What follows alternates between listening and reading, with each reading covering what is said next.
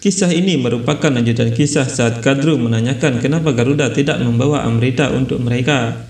Saat itu Dewi Laksmi terlihat sedih dan Sri Wisnu berkata, "Kamu mencoba membuat teratai mekar, tapi wajahmu sedih seperti bunga layu. Mengapa demikian?" Dewi Laksmi berkata, "Setelah melihat kesedihan di wajah anakku, bagaimana seorang ibu bisa bahagia?" Sri Wisnu berkata, "Apa kamu mengkhawatirkan Garuda?" Dewi Laksmi berkata, "Prabu, kamu telah memberiku segalanya dengan memberiku tempat di hatimu. Tapi bagaimana jika aku meminta hadiah?" Sri Wisnu berkata, "Aku akan melakukan apapun yang perlu dilakukan untuk membuatmu bahagia."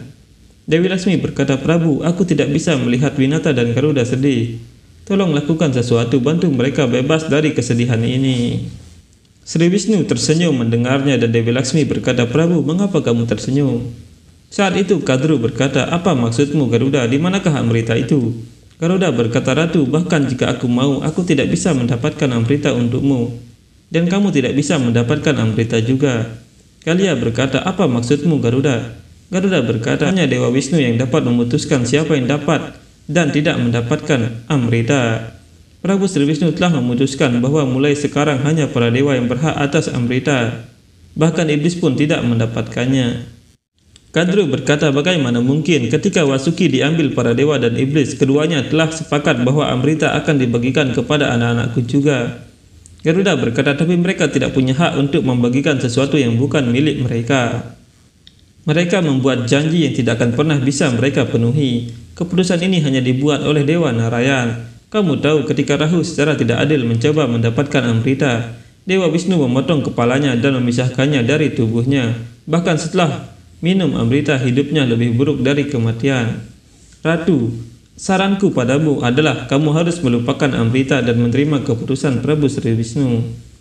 Sri Wisnu berkata, "Ini pasti terjadi Dewi. Tapi tujuan hidup Garuda bukan untuk menghilangkan perbudakan. Aku telah menetapkan tujuan besar untuknya." Dewi Laksmi berkata, "Tujuan macam apa Prabu?" Sri Wisnu berkata, "Menjadi jauh lebih kuat dari Indra adalah karena suatu alasan, karena di masa depan dia harus menjadi tungganganku." Mendengar itu Dewi Laksmi menjadi sangat bahagia dan berkata, "Apakah itu benar Prabu? Apa yang bisa lebih baik dari itu?" Garuda akan kuat secara fisik dan mental yang tenang. Dia pemberani, memiliki kesabaran dan dia tahu bagaimana melakukan tugasnya dengan baik. Sri Wisnu berkata, "Tapi kualitas terbaiknya adalah moralnya.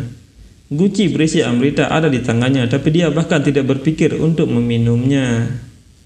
Dewi Laksmi berkata, "Prabu, apa yang kita tunggu? Mari kita pergi memberitahu keduanya. Garuda dan Winata akan sangat senang mendengarnya." Sri Wisnu berkata, "Tidak semudah itu Dewi. Kamu tahu bahwa aku adalah penjaga alam semesta ini. Seluruh alam semesta ada di dalam diriku. Dan dalam hal itu, untuk menjadi tungganganku, dia tidak hanya membutuhkan kekuatan fisik. Dia juga membutuhkan kekuatan mental dan spiritual. Untuk itu Garuda harus terlebih dahulu meningkatkan kekuatannya dan melewati banyak ujian. Ujian pertama terjadi ketika Amrita ditemukan, tapi Garuda tidak mengetahuinya. Takdir Garuda adalah menjadi tungganganku, tapi saat itu tiba akan ditentukan oleh ujian." Kalia berkata, "Kami memiliki hak atas apa yang kami terima sebagai perjanjian Garuda, dan sebagai budak kamu seharusnya meminta hak kami atas Amrita dari Prabu Sri Wisnu." Kadru berkata, "Sesa Naga, Wasuki, ketika putraku sendiri tidak meminta apapun, lalu apa yang bisa kuharapkan dari orang luar ini?" Winata berkata, "Mengapa kamu berbicara seperti ini, saudari? Jika Prabu Narayan telah memutuskan untuk memberikan Amrita kepada para dewa, pasti ada alasan yang sangat bagus. Berkatnya saja sudah cukup bagi kita." Kalia berkata, "Kamu puas saat kamu mendapat restu orang lain. Itu cocok untuk seorang budak, tapi tidak untuk kami. Ibu kami tidak memberi kami nilai-nilai seperti itu. Bahwa saat seseorang merenggut hak kami dan kami tidak diam mentolerir ketidakadilan ini. Kita berhak atas Amrita Ibu dan kita pasti akan menerimanya." Yang lain berkata, "Ya Ibu, apa yang telah dijanjikan padamu adalah kewajiban seorang prajurit untuk mencapainya. Ketika kamu tidak mendapatkannya dengan benar, penting untuk merebutnya." Garuda berkata, "Tapi Amrita ada dalam perlindungan para dewa dan tidak benar melawan mereka." Winata berkata, "Saudari, jangan membuat kesalahan dengan melawan Prabu Narayan. Hentikan mereka."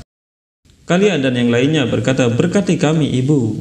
Kadru kemudian memerintah semua ular untuk merebut Amrita dari para dewa.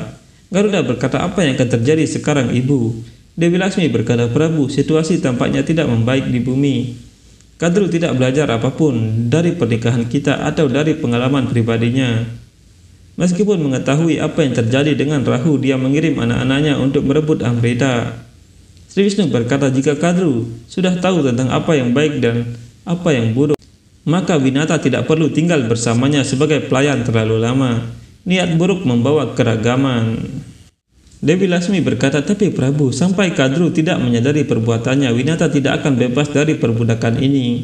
Guru Dattatreya mengatakan bahwa kebebasan Winata terkait dengan Amrita. Tapi bagaimana jadinya? Sri Wisnu berkata, kamu tidak dapat memperkirakan apa yang ditakdirkan untuk terjadi, Dewi. Makna dan tujuannya hanya dapat dipahami ketika apa yang harus terjadi telah terjadi. Dewi Laksmi berkata, Prabu, aku tidak bisa menunggu terlalu lama.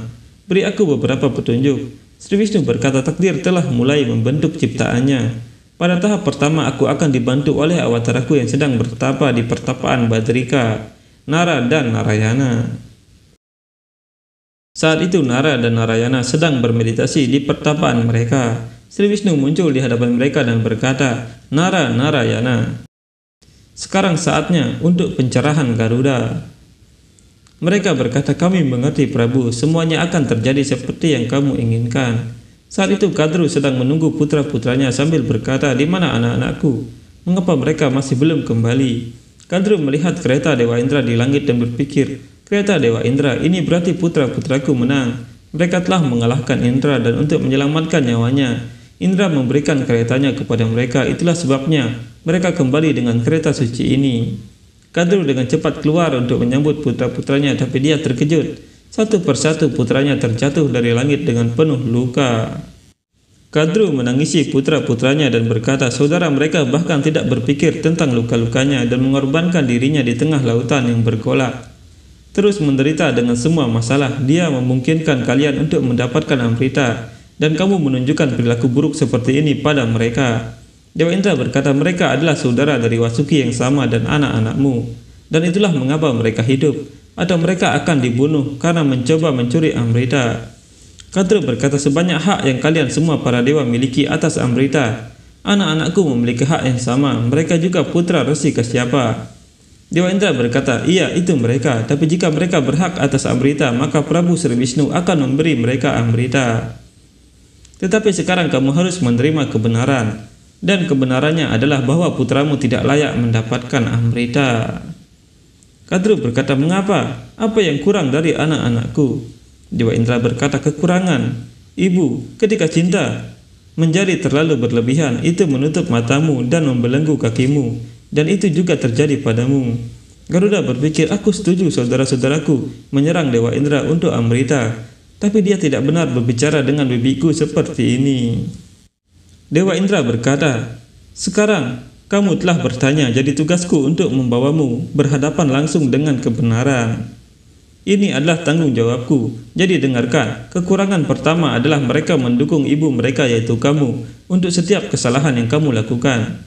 Kalaupun itu dengan cara menjadikan istri suamimu, Ibu Winata sebagai budakmu, lalu mereka bersikap tidak hormat padanya atau mencoba mengambil nyawa saudarimu.